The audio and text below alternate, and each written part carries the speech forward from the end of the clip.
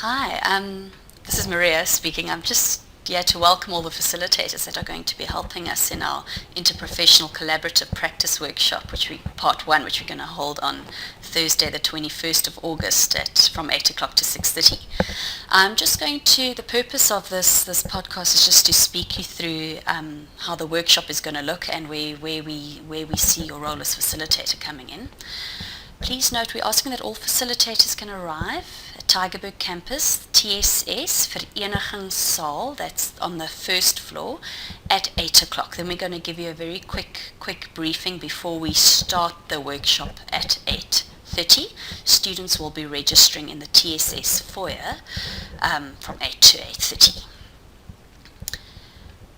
All right, going through the layout there. I'm not going to look through the contents now. The introduction and the learning outcomes you can please just read through in preparation for the workshop. Please note we will be making use of Twitter as a medium. We're going to be using the IPECP handle. You can look at the instructions on how we're going to be using Twitter in the manual. I'll be emailing you the manual separately, so you don't have to always listen to the podcast to look at the manual. Okay, so day 2 is going to be consisting of 2 sessions. We're going to be looking at role clarification and team functioning. All right, that's our first morning session, and you can read through the manual for the learning outcomes. But the activities that we're going to do is the first one is our icebreaker, getting to know each other. So in the small groups, so there will be about 8 students per group. We're going to have 50 groups in the hall. They have to find things that they as a member of the group have in common. And they're going to each have a turn to describe themselves to the group, what makes them unique, what defines you, what they love, what they hate, what they do when they do at home. And then they've got to make notes on the diagram on the next page. And all the things that they as a group have in common, they're going to put in a circle. And then all the things that are unique to an individual get put under their name. And the only rule is that they cannot do things like body parts, clothing, or the fact that they are students. We actually really want them to just dwell into talking about each other. So that is how that session is going to work. So what the facilitator, we're just going to ask them to roam around the tables and making sure that they are getting on with the task. So in the center circle, they're going to write down all the things that they have in common with each other.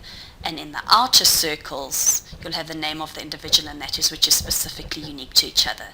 Purpose of this is that, we're going to link it later to a group activity where they can see that you're going to have roles where we have things that are in common, role overlap, but there are also certain roles that are going to be specific to each other. Okay, then the next step that we are going to do after that icebreaker is get the students to develop a set of principles for working together that respects the ethical values of the group members. So what we're going to do here as step 1 is that the small group must discuss and formulate a list of principles and rules of engagement that will determine how the group will function in achieving the outcomes of this workshop in an effective but ethical nature. So it could be things like, we're not going to have any hierarchy, we're not going to interrupt each other,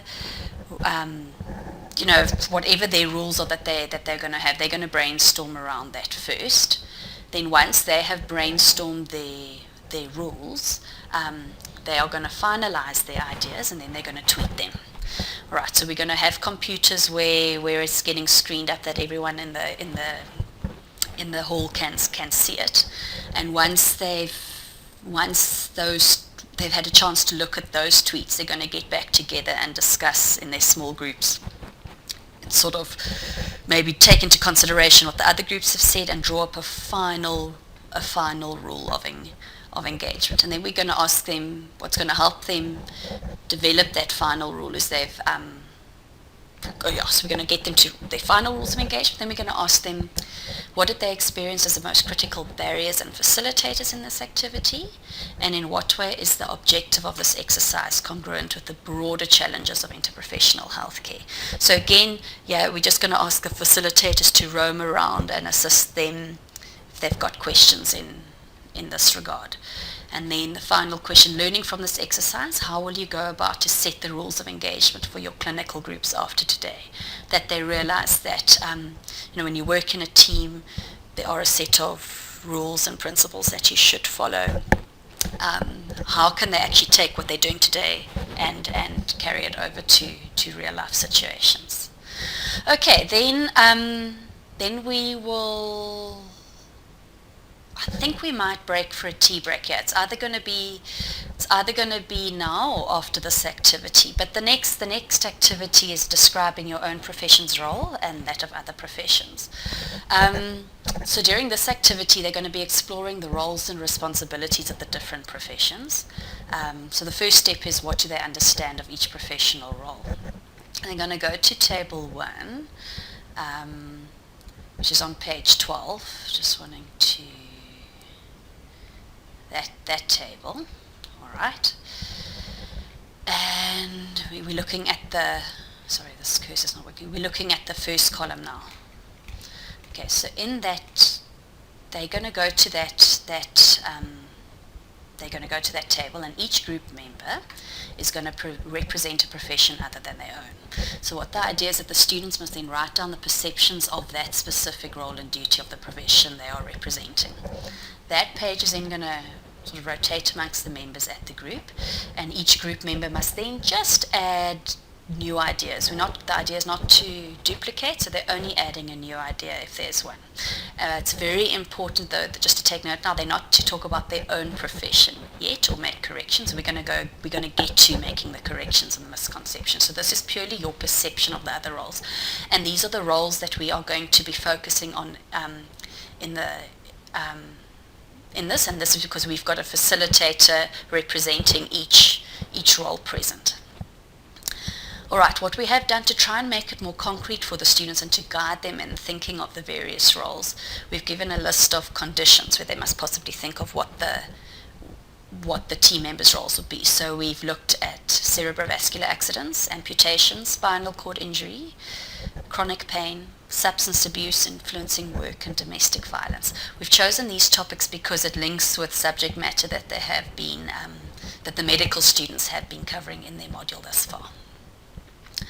All right, then the next step 2. Okay, so once they have finalized their group's ideas for each profession, they've got to tweet them. All right, so the instructions for how to tweet are there, and the abbreviations for the professions are there. And then the groups must then get back together and discuss the tweets. So again, each one is going to be representing a profession other than their own. So for example, a medical student might have a social work form in front of them, and they've got to add ideas or roles or perceptions according to the tweets that came on that they might not have had. And then the next step 4, is where we're going to clear misconceptions. So yeah, we're going to ask the facilitators to get onto the stage, and that we at least have a member of each profession as our panel, and they have got to make comments on the tweets that were made and say what were misconceptions. No, I as a physio we cannot do that. That's out of our scope or practice. Or as a physio, we can actually also do this and this. So the idea is then that the students must make changes to their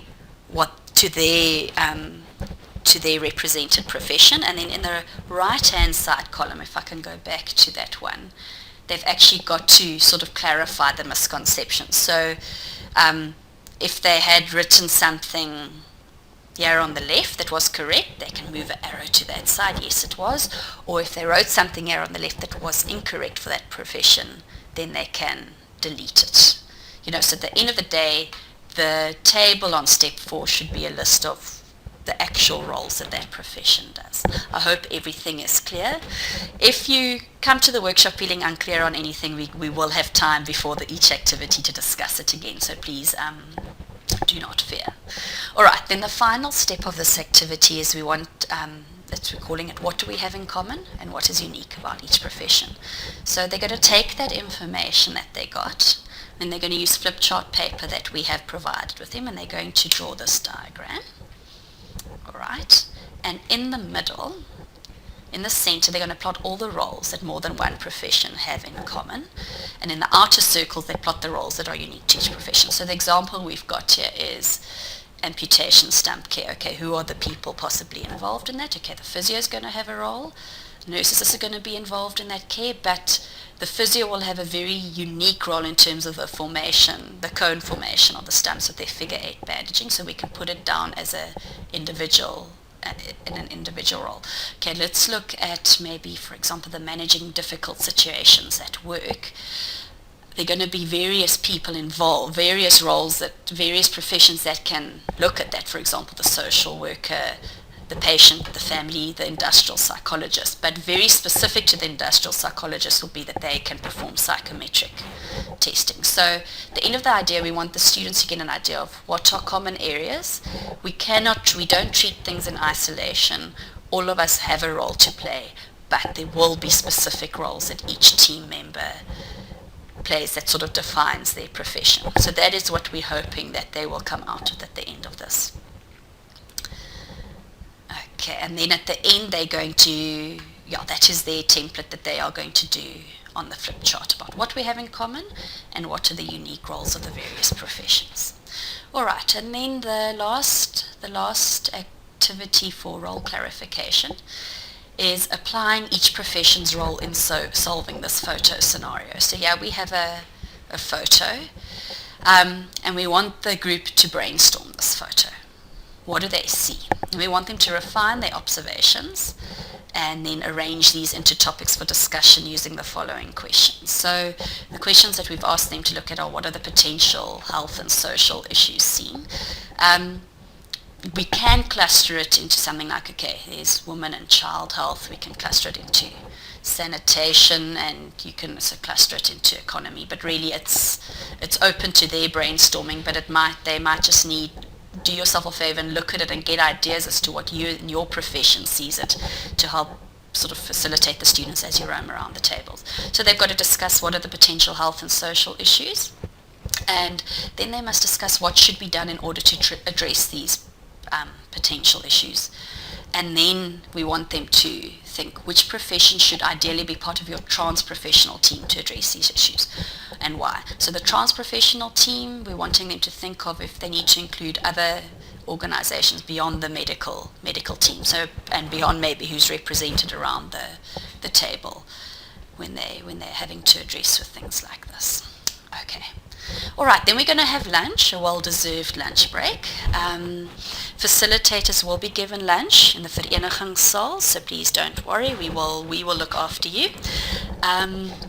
So we're going to have an hour lunch, and we can use it as a debrief on the morning, and also just use it to brief on what's lying ahead. So students are going to also, our guest students, so our students from UWC will be provided with lunch, and they will go down to the TSS for that. So we are looking after our guests. The after lunch session is, we're going to be looking at how to apply the ICF in goal setting, so you can have a look at the outcomes there, and Stefanus Sneeman will be providing a brief background on the ICF, because we realize not everyone present at the workshop would have heard of the ICF, so it's sort of a crash course on the ICF. As part of preparation for this module, we're going to have asked that all students watch the video clip and read the case study. Dr. Sneeman is going to make that available on YouTube and send you the link via email. So before, you should during the course of today receive that video clip also. So Dr. Sneeman is going to look at the overview of the applications of the ICF. And we've just put down a summary of the most common domains used in the ICF for referral while they are busy with the activity. So what we're then going to do is we're going to use the case study of Peter in practicing the ICF in the clinical setting. So we will then, everyone in the group will have a chance to watch the Peter video clip. Okay, Peter is a man who's got Parkinson's, whose medication is not really seeming to be as effective at the moment, and it's impacting in various ways. And the idea is that the small groups are going to use, they're going to use the next few empty pages, and then they're going to team up in pairs of 2s or 3. So 2 to 3 are going to sit together, and each group, a little subgroup within the group, are going to plot Peter's case according to one of these domains on the ICF and identify areas that should be used further. So they're going to be looking at contextual factors, activity limitations and participation restrictions, health conditions and impairments. Okay, so once they have plotted it, the larger group will then discuss the answers and make adjustments to your framework according to the discussion. So yeah, as facilitator, we're also going to ask that you, as you're walking through the table, just guide them, maybe mention areas that they might not have thought about in terms of managing people with Parkinson's. Okay, so once they've identified the problems and they have plotted it and everyone is on the same page, they have got to put it all together on the empty framework. We're going to give them an empty framework on an A3 piece of paper, and then they, as a group, must consult with representatives from the various professions in order to draw up an interprofessional management plan. So again, you as a facilitator will represent a profession. We're going to have various stations for you in the hall, and students will then have an opportunity to come to you and ask what would the role of the social worker be in managing a patient with Parkinson's? What will the role of a physiotherapist be?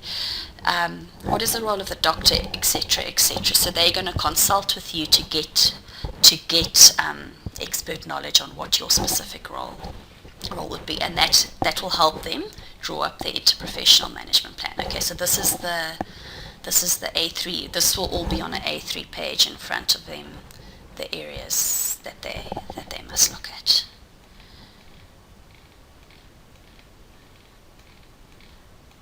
Okay, so by the end of that activity, they should be able to present Peter and present an interprofessional management plan. They're not going to present to a big group. It's just ultimately they should be able to complete that A3 page. And that ends our workshop session for day one. I think it's going to be an exhausting day for the students, but hopefully an exciting opportunity for them to start the practice of working together as a team. Please, as facilitators, if you could read through the workshop documentation beforehand, just so that you understand the activities and the context in which they are taking place. And in most of the cases, we just ask that you're going to walk around the tables, informally checking up on the students, how they are doing. The only 2 formal sessions for the facilitators will be, as I mentioned, that panel discussion where you clearing misconceptions regarding your roles, and then the second bit after lunch is where you're going to act as a consultant for your profession, that students can come up and ask questions. If there are any questions that come up between now and Thursday, please don't hesitate to ask. Otherwise, bring your questions with to Thursday morning at our brief before the workshop starts, and we will try and clear it up. Myself and Dr. Sneeman will be there the whole time, so as a team we are hopefully going to get this to be a good learning experience for the students. Part 2 of the workshop, which is due for the 29th of August, I will send in due course. For now, we're just going to focus on Thursday. Thank you very much, and see you all on Thursday the 21st, 8 o'clock, TSS Vereniging Saal.